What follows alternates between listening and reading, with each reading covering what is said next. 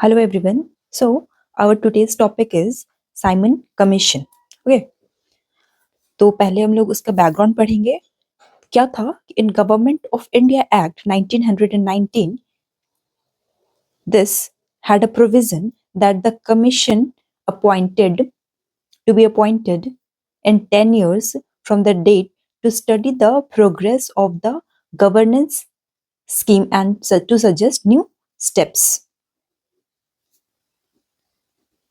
Government act of India act 1919 में एक provision है जो कि that suggest that commission would be appointed in 10 years from the date to study progress of governance scheme and to suggest new steps. Then in 1923 the Lee Commission was appointed to look into the organization and general condition of services as well as the methods of recruitment for Europeans and Indians in the civil services. This is also came to be known as Royal Commission. Next committee was Muddiman Committee. This was officially known as Reports of Reforms Inquiry Committee. This was set up in 1924. This was also known as Report of Reforms Inquiry Committee.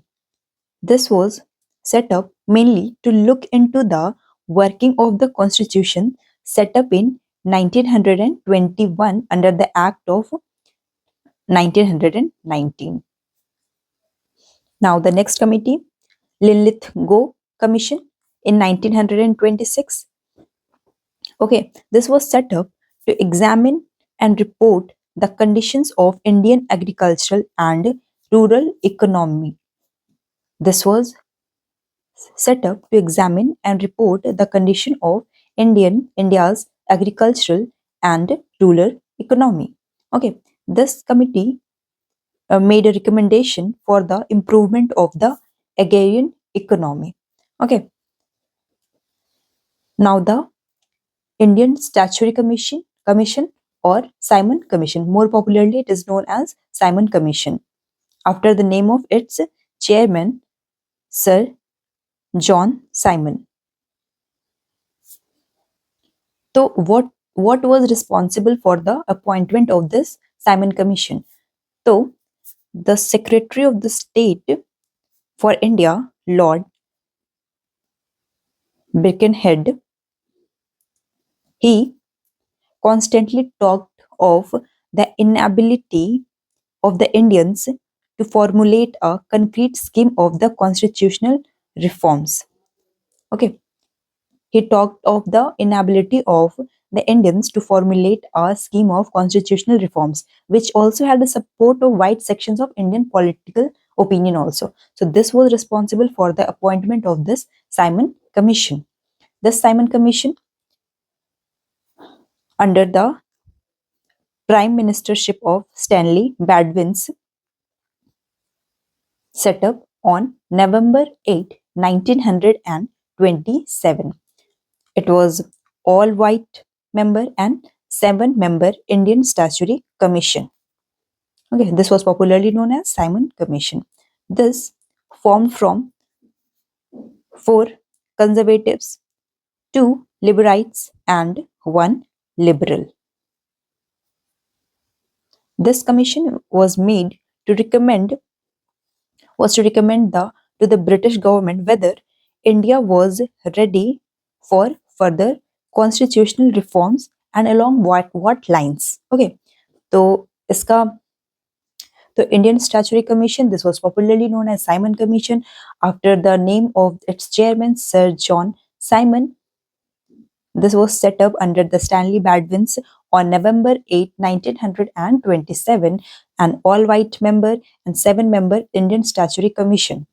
Okay, this was to be made recommend to British government whether India was ready for the further constitutional reforms and along what lines. Okay, now the response. Indian response kya tha? That this commission was deliberate insult to the self-respect of the Indians. Then the Congress session in Madras, December 1927 meeting under the presidency of M.A. Ansari decided to boycott this Simon Commission at every stage and in every form. Okay, and the most important is declaring the complete independence, declaring the complete independence as the goal of Congress. In Madras session, December 1927, under the presidency of M.A. Ansari, this boycott Simon Commission at every stage and in every forms, and the goal, declaring that goal, complete independence as the goal of Congress. वो तो बात होगी कांग्रेस की. Now the Muslim League had a two session in 1927, one under the Jinnah at Calcutta, where it was decided to oppose the Simon Commission. Okay, and another at Lahore under the Muhammad Shafi. This supported the government. Okay, and what was the public response?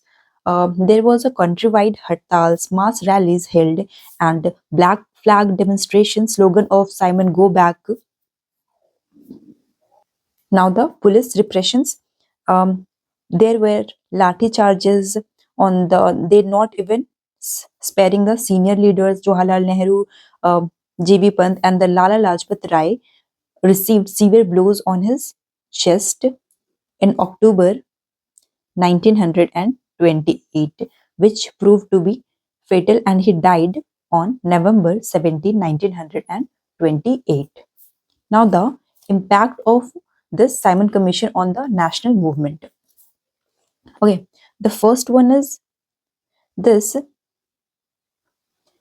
in Madras session, the goal was set up to complete independence as a goal of Congress and major socio-economic reforms on the socialist lines. And जो challenge था Lord Birkenhead का to the Indian politician to produce an agreed constitution was accepted by the various political section. This prospect for the Indian unity.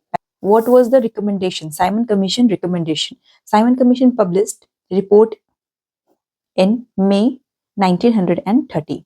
It proposed the abolition. First point was the abolition of the diarchy.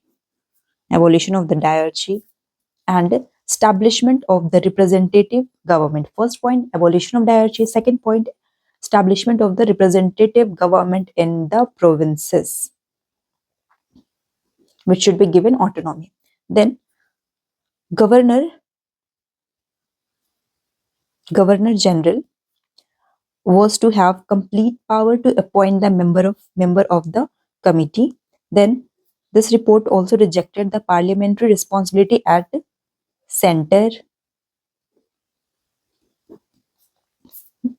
Next point is government of India would have the complete control over the High Court.